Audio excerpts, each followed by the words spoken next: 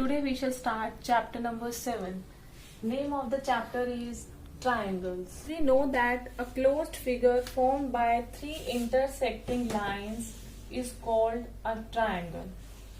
So in this ABC is a triangle, and in this triangle a triangle has three sides.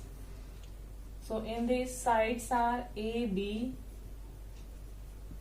BC, and third side is AC or CA.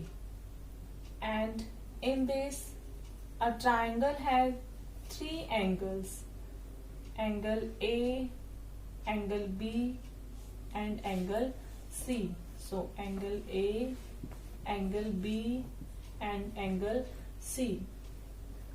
And vertices are, three vertices are there: A, B, and C.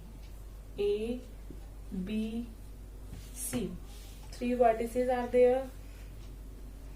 And in chapter number 6, as we have studied some properties of triangles, but now in this chapter we will study in detail about congruence of triangles, some congruence rules, and some more properties of triangles.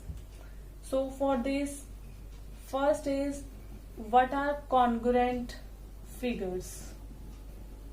Two figures are said to be congruent if they are exactly of same shape and same size. Two figures are said to be congruent if they are exactly of same shape and same size. For example, these two triangles are given: A, B, C, and second triangle is P, Q, R. These two triangles are given.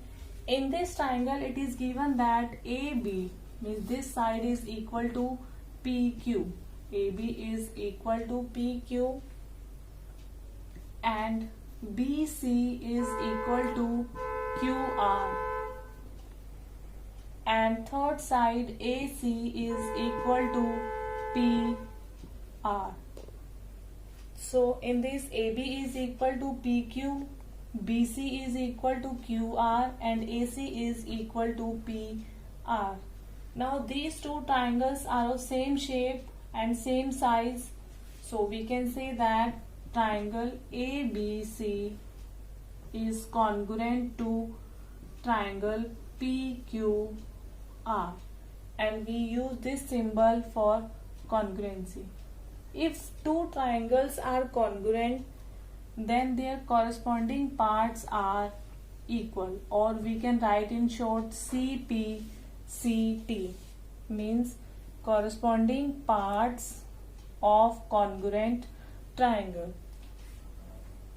So we can say that if these two triangles are congruent, so angle A is equal to angle P, and angle B is equal to angle Q, and angle C is equal to angle R, because corresponding parts of congruent triangles are equal.